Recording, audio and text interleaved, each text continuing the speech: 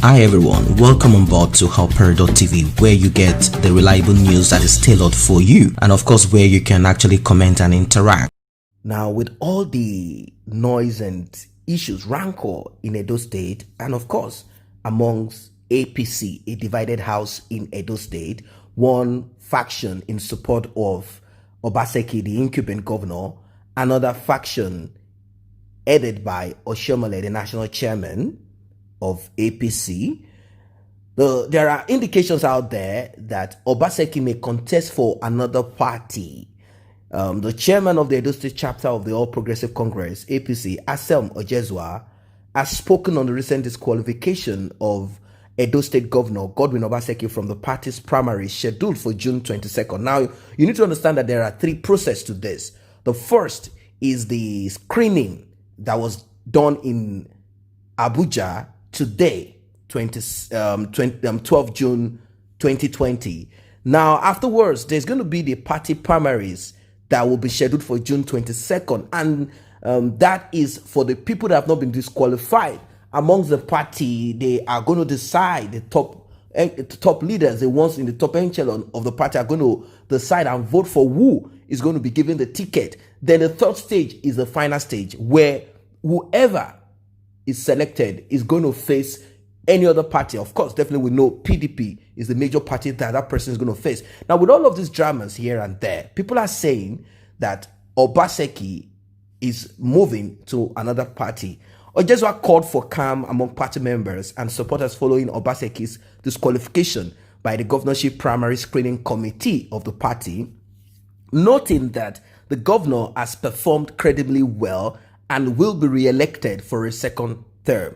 Ojezwa, who spoke to journalists in Benin City after the announcement by the committee, said the result did not come as a surprise, as the governor had alluded to the fact that he will not get justice from the screening exercise. He, however, appealed to the supporters of the party in the state, like I said initially, to remain calm. And this calm, I will tell you, if you're a young person out there, you're a youth out there, do not allow yourself to be used as a political thug.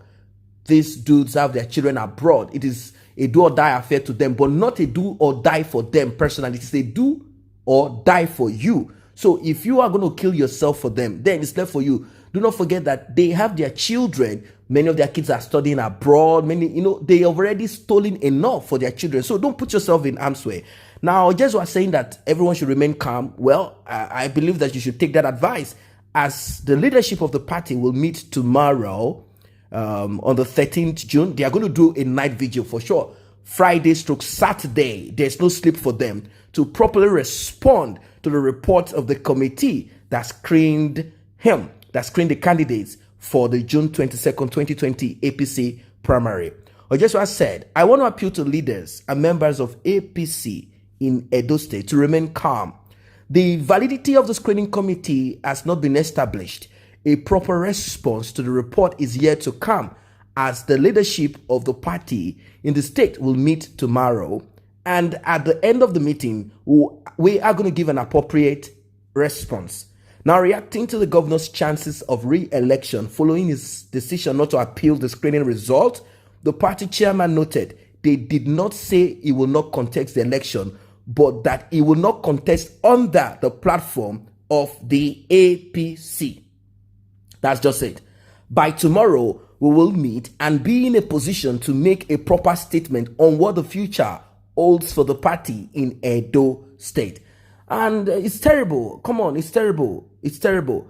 And there are indications out there that Obaseki is defecting. That's just it. That Obaseki has decided to join PDP. That's just it. That he has collected his party membership card at Ward 4, Oredo local government, about some few hours ago. And it's also gathered that the governor is moving into PDP, not just with his friends, but with all the 18 local government chairmen in Edo State, together with 12 lawmakers in the state assembly. That's a huge pull. So if he's bringing this into PDP, come on, you know what it is. Party means nothing to these people. It's just cross-carpeting, change of name. It means nothing. They are all birds of the same feather. The only thing you see is that they accuse themselves when they are not there stealing. They accuse the other person. That's just the whole thing. So he's moving in with 18 local government chairmen in Edo State, together with 12 lawmakers in the state assembly. Now, this is deep. This is deep. This is deep. Now, if he is to do this, I hear some people screaming loud and clear. They say, let God arise and let APC be scattered. Simple as APC. Now, I am a person that is more concerned about the people and less concerned about the party, although the party is still, our lives revolve around government, you see. So at the end of the day, there is nothing you can do. Your life still revolves around that person that the party brings in. If the person is going to be a thief, your life in that state is just going to be riddled with a lot of corruption and a lot of servitude. That's what you are just going to be in. It's terrible. I am not a party. I'm not partisan. I don't care what PDP is, APC is. I care about morality, because many of those parties, they do not have any ideology. Parties are created with ideology, but fortunately, what we have in Nigeria, there are parties. They come with different names. You hear Labour. You hear this. At the end of the day, they get in there. Labour is not working for the people. It's just a registered name and nothing more. It's more or less like a vehicle to take you to your destination. The party is just like an anointing ground where you are being poured oil on your head when you get the ticket, and you go in there and do what your masters want. This is serious. So should Obaseki finally run for this election under the flagship of PDP, definitely there is going to be bloodshed in Edo State. And it's not going to be them.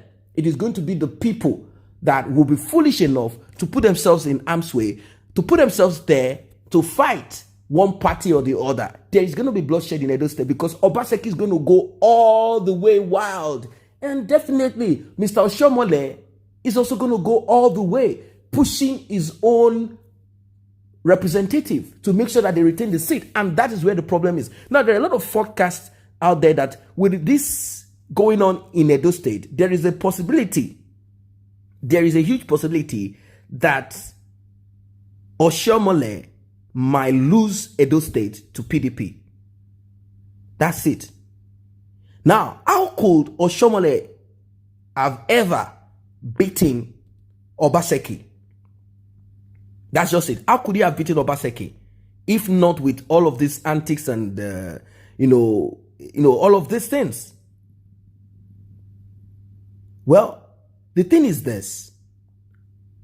Adams Oshomole, he has faced his own persecution, but somehow he seems to be a kind of formidable adversary and kind of a skillful fighter and a tough cookie.